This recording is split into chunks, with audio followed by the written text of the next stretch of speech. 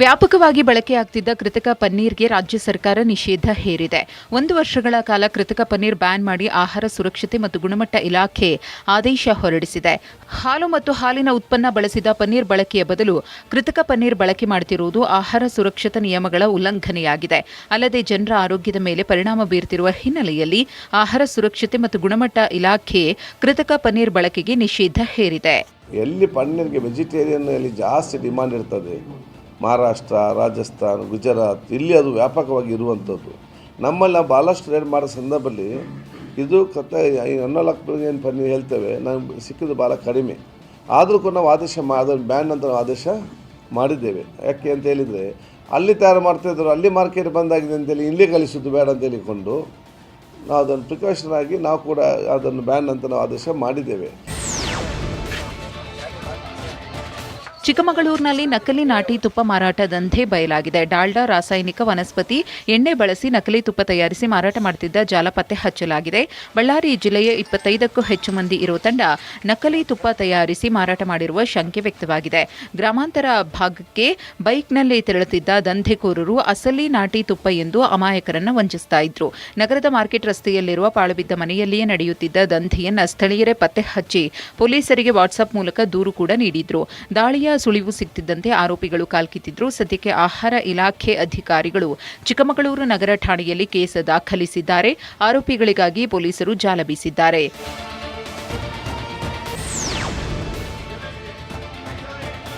ರಾಜ್ಯದಲ್ಲಿ ಸಕ್ಕರೆ ಮತ್ತು ಬೆಲ್ಲದ ದರ ಗಗನಕ್ಕೇರಿದೆ. ಭೀಕರ ಬರಗಾಲದ ಪರಿಣಾಮವಾಗಿ ಕಬ್ಬಿನ ಬೆಳೆಗೆ ನೀರಿನ ಕೊರತೆ ಎದುರಾಗಿದೆ. ಕಳೆದ 6 ತಿಂಗಳಿನಿಂದ ಮಳೆ ಇಲ್ಲದೆ ಕಬ್ಬು ಒಣಗಿ ಹೋಗಿದೆ. ಹೀಗಾಗಿ ಗಾಣಗಳಿಗೆ ಕಬ್ಬಿನ ಪೂರೈಕೆ ಕುಂಠಿತವಾಗಿದ್ದು ಉತ್ಪಾದನೆ ಕೊರತೆ ಉಂಟಾಗಿದೆ. ಈ ಹಿಂದೆ ಕ್ವಿಂಟಾಲ್ಗೆ 4,500 ರೂಪಾಯಿ ಇದ್ದ ಬೆಲ್ಲದ ದರ 6,500 ರೂಪಾಯಿಯಿಂದ 7,000 ರೂಪಾಯಿವರೆಗೂ ಹರಾಜಾಗ್ತಿದೆ. ಏನು ಅಂತ ಗೊತ್ತಾಯ್ತಿಲ್ಲ. ಕ್ರಾಫ್ಟ್ ಎಲ್ಲ ಕಮ್ಮಿ ಆಗೈತೆ, ಮಳೆ ಇಲ್ದೇ ಅರ್ಧಕ್ಕರ್ಧ ಒಟ್ಟೋಯ್ತು. ಅದರಿಂದ ಆಸೆಗೆ ಈಗ ಈ ರೇಟ್ ಬಂದು ಕೂತೈತೆ. 6,750 ರೂಪಾಯಿ ಆಗೈತೆ ಇವತ್ತು ಕ್ವಿಂಟಲ್ ಪರ್ ಕ್ವಿಂಟಲ್. 4,500, 550, 600, 5,000 ಒಳಗಿತ್ತು. ಎರಡು ದಿನದಿಂದ 5,000 ಒಳಗಡೆ ಇತ್ತು. 2,000 ರೂಪಾಯಿ ಜಾಸ್ತಿ ಆಗೈತೆ ಏಕ್ದಮ್.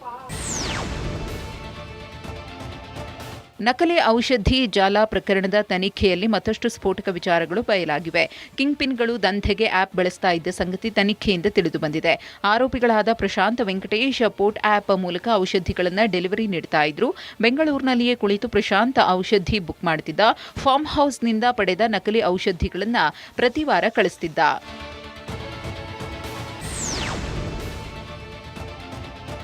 ಬೆಂಗಳೂರು ಹೊರವಲಯದ ದೊಡ್ಡೇರಿ ಗ್ರಾಮದಲ್ಲಿ ನಕಲಿ ಔಷಧಿ ದಂಧೆ ಬೆಳಕಿಗೆ ಬಂದಿದ್ದೇ ರೋಚಕ.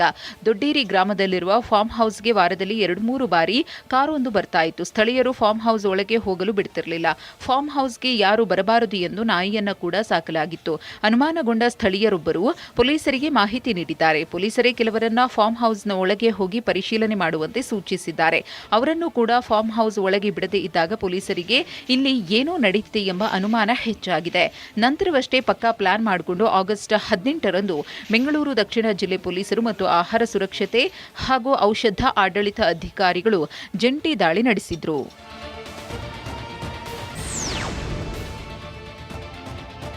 ಕಲಬುರಗಿಯಲ್ಲಿ ಪಾಳುಬಿದ್ದ ಕಟ್ಟಡದಲ್ಲಿ ಲಕ್ಷಾಂತರ ಮೌಲ್ಯದ ಔಷಧಿ ಪತ್ತೆ ಬಗ್ಗೆ ಟಿವಿ9 ವರದಿ ಪ್ರಸಾರ ಮಾಡುತ್ತಿದ್ದಂತೆ ಆರೋಗ್ಯ ಇಲಾಖೆ ಎಚ್ಚೆತ್ತುಕೊಂಡಿದೆ. ಆರೋಗ್ಯ ಇಲಾಖೆಯ ನಿರ್ದೇಶಕರು ತನಿಖೆ ನಡೆಸಿ ವರದಿ ನೀಡುವಂತೆ ಕಲಬುರಗಿ ವಿಭಾಗದ ಆರೋಗ್ಯ ಇಲಾಖೆ ಸಹ ನಿರ್ದೇಶಕರಿಗೆ ಪತ್ರ ಬರೆದಿದ್ದಾರೆ. ಕೂಲಂಕುಷವಾಗಿ ವಿಚಾರಣೆ ನಡೆಸಿ 3 ದಿನಗಳ ಒಳಗೆ ವರದಿ ಸಲ್ಲಿಸಲು ಸೂಚಿಸಿದ್ದಾರೆ. ಅಫ್ಜಲ್ಪುರ ತಾಲೂಕು ಆಸ್ಪತ್ರೆಯ ಪಾಳುಬಿದ್ದ ಕಟ್ಟಡದಲ್ಲಿ ಲಕ್ಷಾಂತರ ರೂಪಾಯಿ ಮೌಲ್ಯದ ಔಷಧಿ ಪತ್ತೆಯಾಗಿದ್ದು ಬಡವರಿಗೆ ವಿತರಣೆಯಾಗದೆ ಬಿಸಾಡಲಾಗಿತ್ತು. ಈ ಕುರಿತು ಟಿವಿ9 ವಿಸ್ತೃತ ವರದಿ ಪ್ರಸಾರ ಮಾಡಿತ್ತು.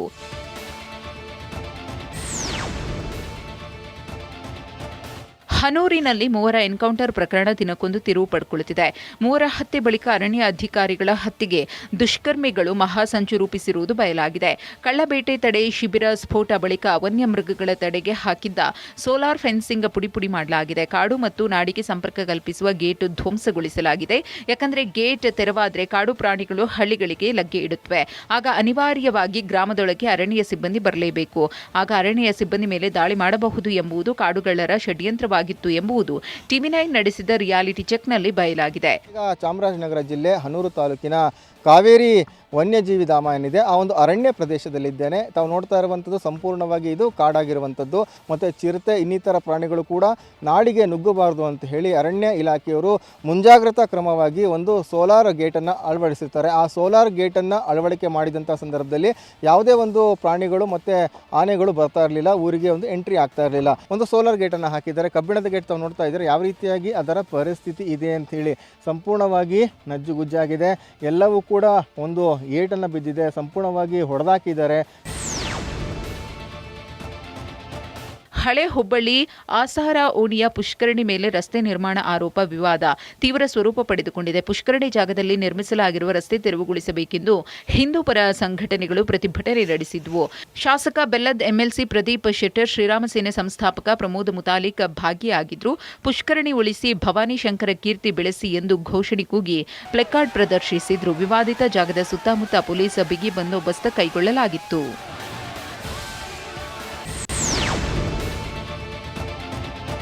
ಬಹಿರ್ದೆಸೆಗೆ ತೆರಳಿದ್ದ ಯುವತಿಯ ಮೇಲೆ ಅತ್ಯಾಚಾರವೆಸಗಿ ಕೊಲೆ ಪ್ರಕರಣಕ್ಕೆ 4 ಪೊಲೀಸರ ತಲೆದಂಡವಾಗಿದೆ.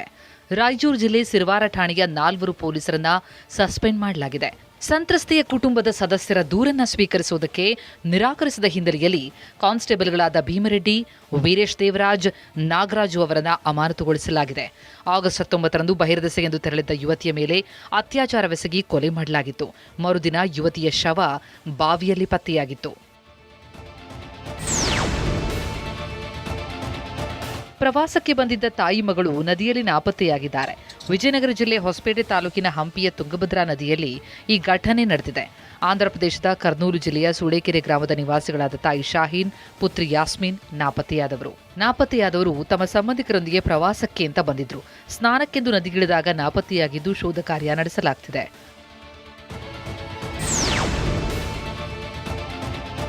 ಕೋಲಾರದ ಕಾಳಿಕಾದೇವಿ ಎಂಟರ್ಪ್ರೈಸಸ್ ಬಹುಕೋಟಿ ವಂಚನೆ ಪ್ರಕರಣದ ತನಿಖೆಯನ್ನ ಪೊಲೀಸರು ಚುರುಕುಗೊಳಿಸಿದ್ದಾರೆ.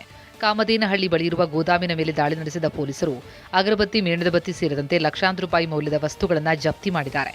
ವರ್ಕ್ ಫ್ರಂ ಹೋಮ್ ಪ್ಯಾಕಿಂಗ್ ಹಣವನ್ನು ಡಬಲ್, ಟ್ರಿಬಲ್ ಮಾಡುವುದಾಗಿ ಹೇಳಿ ಸಾವಿರಾರು ಜನರಿಗೆ ವಂಚನೆ ಮಾಡಲಾಗಿತ್ತು.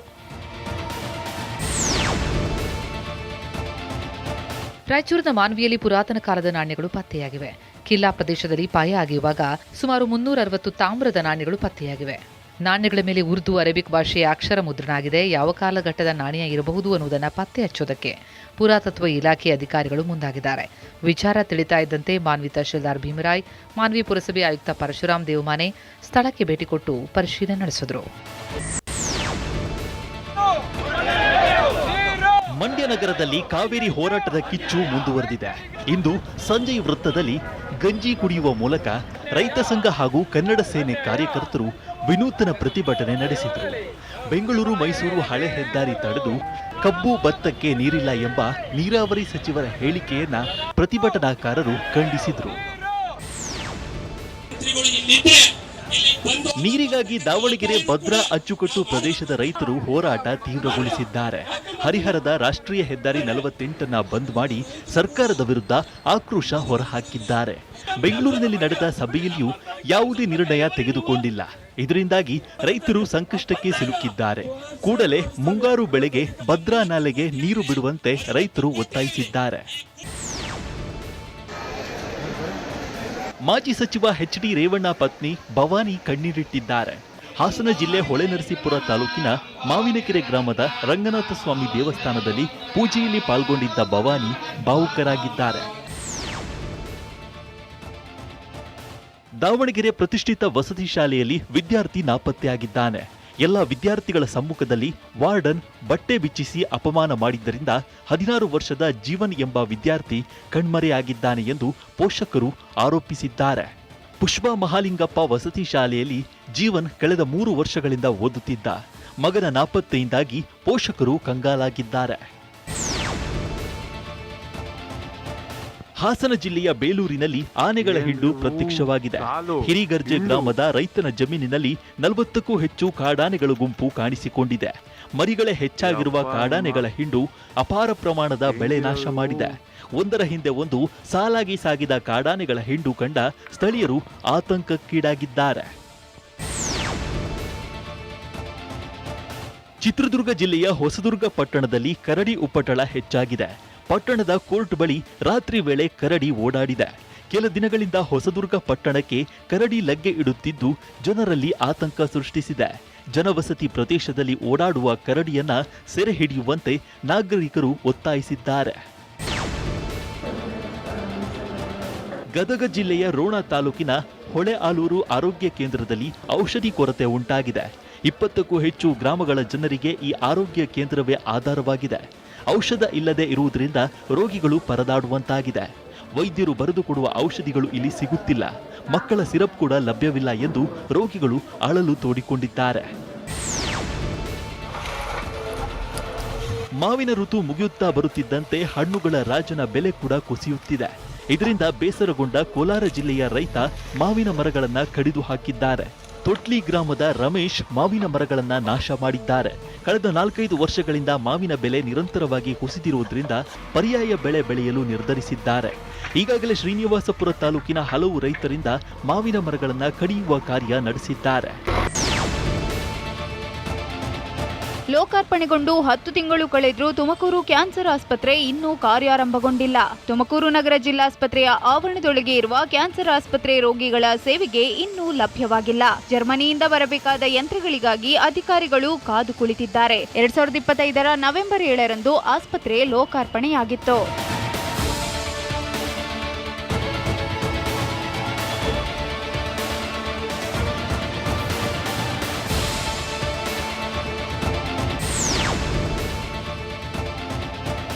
ಬಿರುಕು ಬಿಟ್ಟಿದ್ದ ಯಾದಗಿರಿ ಜಿಲ್ಲಾಡಳಿತ ಭವನ ಗೋಡೆಗಳ ರಿಪೇರಿ ಕಾರ್ಯ ಆರಂಭವಾಗಿದೆ. ನಿರ್ಮಾಣವಾದ 9 ವರ್ಷದಲ್ಲಿ ಜಿಲ್ಲಾಡಳಿತ ಭವನದ ಗೋಡೆಗಳು ಬಿರುಕು ಬಿಟ್ಟಿದ್ದರ ಬಗ್ಗೆ ಟಿವಿ9 ವರದಿ ಪ್ರಸಾರ ಮಾಡಿತ್ತು. ವರದಿಗೆ ಸ್ಪಂದಿಸಿದ ಜಿಲ್ಲಾ ಉಸ್ತುವಾರಿ ಸಚಿವ ಶರಣಪ್ರಕಾಶ್ ಪಾಟೀಲ್ ಜಿಲ್ಲಾಡಳಿತ ಭವನ ಗೋಡೆಗಳ ರಿಪೇರಿ ಮಾಡಿಸುವಂತೆ ಜಿಲ್ಲಾಧಿಕಾರಿಗಳಿಗೆ ಮೌಖಿಕ ಸೂಚನೆ ನೀಡಿದ್ರು. ಸಚಿವರ ಸೂಚನೆ ಬಳಿಕ ರಿಪೇರಿ ಕಾರ್ಯ ನಡೆಯುತ್ತಿದೆ.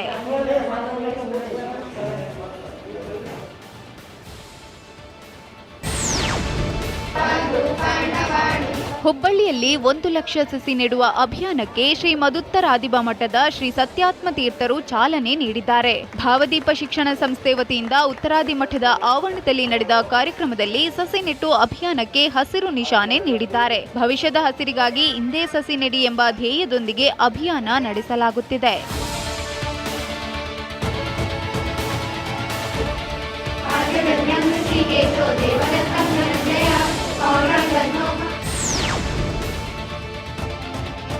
ಮೈಸೂರಿನಲ್ಲಿ TV nine sweet home real estate expo ಆರಂಭವಾಗಿದೆ. ಇಂದು ಮತ್ತು ನಾಳೆಯವರೆಗೂ ನಡೆಯುವ ಎಕ್ಸ್ಪೋವನ್ನ ದಕ್ಷಿಣ ವಲಯ ಡಿಐಜಿ ಡಾಕ್ಟರ್ ಬೋರಲಿಂಗಯ್ಯ ಹಾಗೂ ಕಲಾವಿದ ಅರುಣ್ ಯೋಗಿರಾಜ್ ಉದ್ಘಾಟಿಸಿದ್ದಾರೆ. ಅಗ್ರಹಾರದ ರಾಜೇಂದ್ರ ಕಲಾ ಮಂದಿರದಲ್ಲಿ ನಡೆಯುತ್ತಿರುವ ಎಕ್ಸ್ಪೋ ಪ್ರೆಸೆಂಟಿಂಗ್ ಸ್ಪಾನ್ಸರ್ ಹಾಗೂ ಶರಣ್ಯ ಫಾರ್ಮ್ಸ್ನ ಮಾಲೀಕರಾದ V M Rajesh, TV nine marketing associate vice president Shridhar Nadiga ಈ ಸಂದರ್ಭದಲ್ಲಿ ಉಪಸ್ಥಿತರಿದ್ದರು. ಎಕ್ಸ್ಪೋಗೆ ಪ್ರವೇಶ ಸಂಪೂರ್ಣ ಉಚಿತವಾಗಿದ್ದು ಪಾರ್ಕಿಂಗ್ ಕೂಡ ಉಚಿತವಾಗಿದೆ. ಪ್ರತಿಷ್ಠಿತ ಬ್ಯಾಂಕ್ಗಳಿಂದ ಲಭ್ಯವಿರುವ ಪ್ರಾಪರ್ಟಿ ಲೋನ್ಗಳು ಮತ್ತು ಸಾಲ ಸೌಲಭ್ಯಗಳ ಕುರಿತು ಮಾಹಿತಿ ಒಂದೇ ಸೂರಿನಡಿ ಸಿಗಲಿದೆ. ಎಕ್ಸ್ಪೋಗೆ ಭೇಟಿ ನೀಡುವವರಿಗೆ ಆಕರ್ಷಕ ಉಡುಗೊರೆ ಗೆಲ್ಲುವ ಸುವರ್ಣಾವಕಾಶ ಸಹ ಸಿಗಲಿದೆ.